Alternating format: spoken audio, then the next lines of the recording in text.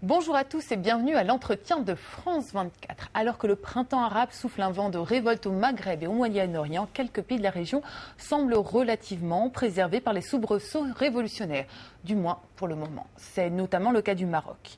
Pour en parler avec nous en plateau, Tayeb Fassifiri, ministre des Affaires étrangères du Royaume chérifien. Merci beaucoup d'avoir accepté notre invitation. Alors, Merci vendredi, de rien, et vendredi dernier, des centaines de journalistes ont manifesté, notamment à Rabat ou à Casablanca, pour réclamer plus de liberté de la presse et une presse indépendante. Est-ce que vous pensez que leurs revendications sont légitimes ? Non, vous faites cas de certains membres de l'agence nationale et de la télévision publique. Et je trouve que ce sont des revendications qui, naturellement, à l'instar d'autres revendications, et le Maroc est habitué aux mouvements de protestation et de revendication depuis des années. Et donc c'est un débat qui est toujours utile pour pouvoir avancer. Donc ça voudrait dire que vous reconnaissez aussi que la presse, pour le moment, n'est pas indépendante au Maroc ? Non, la presse, c'est autre chose. La presse est certainement indépendante et depuis longtemps. Et je voudrais rappeler ici que la première constitution date de 1962 et qu'elle est fortement libérale. Déjà, elle était fortement libérale, qu'elle a été amendée à 4 reprises et que nous sommes là à la veille d'un réaménagement profond et d'une révision profonde de cette constitution. Le nombre de titres qu'il y a au Maroc, ce qui se dit, s'écrit, démontre qu'il y a une presse assez, non seulement libre, mais extrêmement forte dans ses prises d'opposition, souvent à l'excès. Avec certaines limites peut-être. Mais enfin bon, ne parlons pas que de la presse. Il y a également, alors j'ai dit que pour le moment, votre pays est relativement préservé par le printemps arabe. Néanmoins, il y a eu un mouvement le 20 février, on appelle ça le mouvement du 20 février, qui réclame de la démocratisation et qui a continué à réclamer, à manifester, y compris après les annonces de réforme par le roi. Qu'est-ce que vous pensez de ce mouvement ? Je voudrais ici aussi rappeler qu'au Maroc, il y a du multipartisme depuis le début. Et ça n'a pas été facile, après l'indépendance, à ce qu'une monarchie libérale installe le multipartisme à un moment où d'autres courants traversaient fortement le monde d'un développement. Nous avons évité le parti unique, nous avons lutté contre le nasserisme, ou ce qui s'appelait à l'époque, là où il y avait confusion entre un État et l'institution militaire, ou un parti unique. Et donc le Maroc se distingue du fait que les réformes ont été engagées depuis longtemps, se distingue par le fait que l'ouverture politique et démocratique va avec l'ouverture et le développement humain pour une meilleure répartition de la richesse, avec une lutte effrénée contre la pauvreté, avec une reconnaissance que nous avons des problèmes de corruption. Et tout ça est avant. Maintenant, le fait qu'il y ait des gens qui demandent, à travers des protestations pacifiques, c'est de la libre expression, mais il y a le fondamental. Il y a le fondamental qui est l'ouverture d'un dialogue inclusif, ouvert à toutes les forces, politiques, syndicales, mais aussi société civile et jeunes, pour élaborer la future constitution dans un délai de 2 mois et demi. Alors, que tout le monde s'assied autour de cette table et que tout le monde prépare pour nos enfants, pour nous-mêmes, la meilleure constitution possible. Et alors, ce serait juste des réformes qui ne seraient pas juste des réformes formelles. Vous avez parlé du multipartisme, par exemple. Ce n'est pas une garantie de démocratie. On peut avoir plusieurs partis et néanmoins être dans un régime autoritaire. C'est ce que d'ailleurs critiquent vos détracteurs. Il y a des partis politiques qui luttent. Il y a des partis politiques qui avancent. Il y a des mutations en cours. Il y a un changement de génération dans les partis politiques. Et ce qui est offert aujourd'hui, c'est l'espace pour l'ensemble des acteurs politiques d'intervenir pour être plus représentatifs à travers un assainissement du climat politique en général, pour donner la chance à tout le monde. Nous voulons le meilleur système représentatif possible. Alors, le roi a annoncé d'importantes réformes constitutionnelles, donc le 9 mars dernier. Vous avez dit que ça va prendre 2 mois à peu près. Concrètement, quelles sont exactement les mesures sur lesquelles vous travaillez, très concrètes? Donc, Sa Majesté a annoncé. Donc le cadre est extrêmement profond, ambitieux, audacieux. Ça a été relevé par les chancelleries, par les médias. Ce qui n'a pas empêché des manifestations après les annonces. C'est normal, parce qu'il y a un dialogue qui est ouvert pour atteindre l'optimum qui a été fixé par Sa Majesté. Et cet optimum prévoit un certain nombre de choses, Donc, pour moi, le fondamental, la consécration de notre identité plurielle et donc la reconnaissance institutionnelle constitutionnelle de la mazarité. Ensuite, il y a aussi, ne l'oublions pas, la régionalisation avancée. Cette régionalisation avait été annoncée en novembre 2009. Ça veut dire quoi? Ça veut dire que nous croyons d'abord que la démocratie doit démarrer sur les bases locales. Et ça va être un changement des structures de l'État, de la mentalité, de la prise de décision, de la capacité à gérer les propres affaires. Et puis, il y a l'indépendance de la justice. La justice sera un corps totalement indépendant et pas seulement une administration. Et enfin, un Premier ministre issu des urnes et qui aura la capacité d'avoir un programme dans le cadre d'une coalition pour exercer ce programme et le mettre en œuvre en toute indépendance. Alors, deux questions par rapport à ça. Est-ce que ces réformes annoncent également des limitations du pouvoir du roi?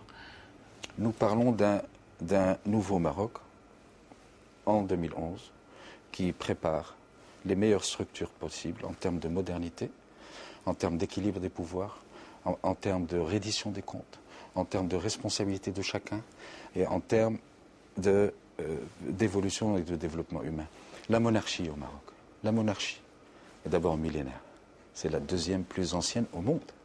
Et cette monarchie, ce système monarchique, est garant d'une unité nationale et d'une unité et d'une identité forte marocaine, très forte.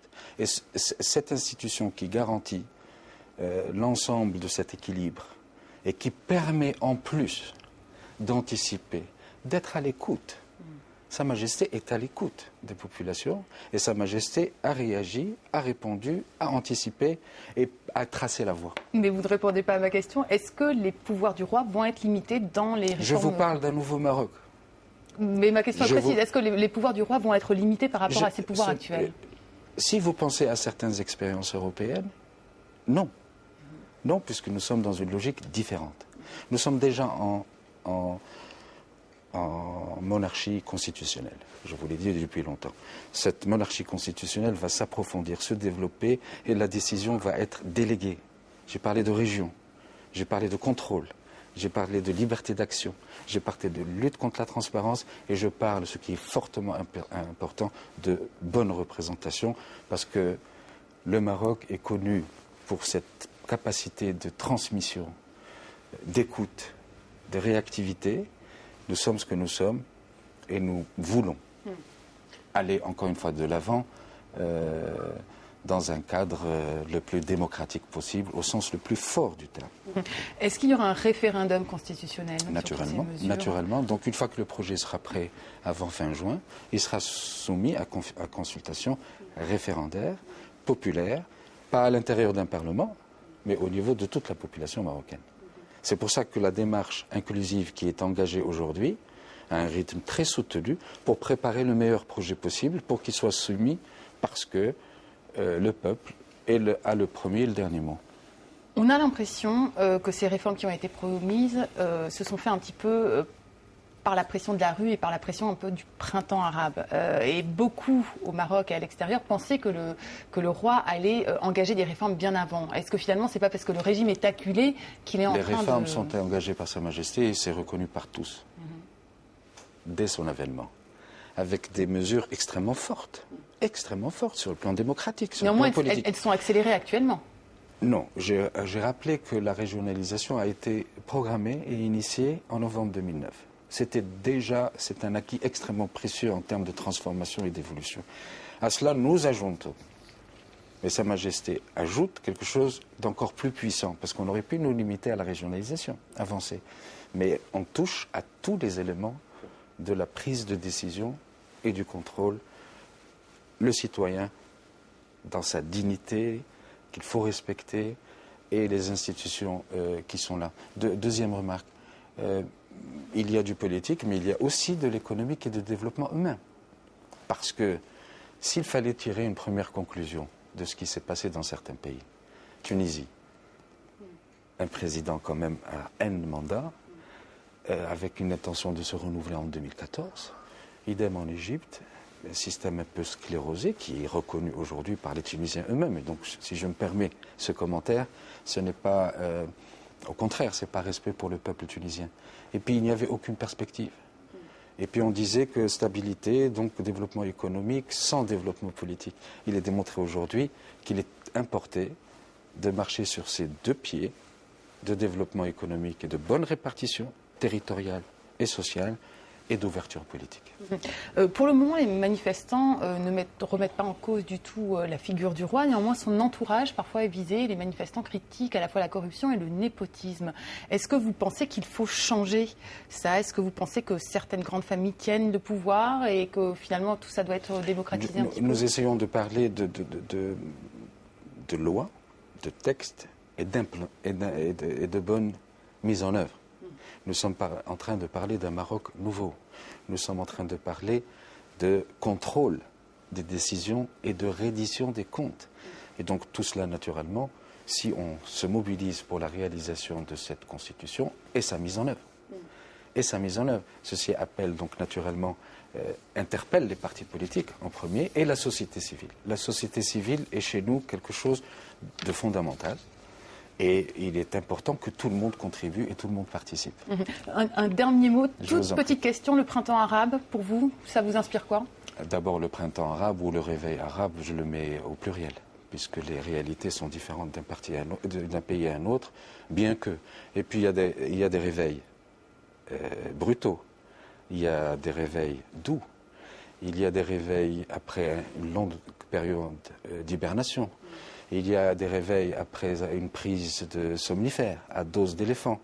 Et donc, nous pensons, pour parler de mon pays, du Maroc, que le réveil est un réveil normal.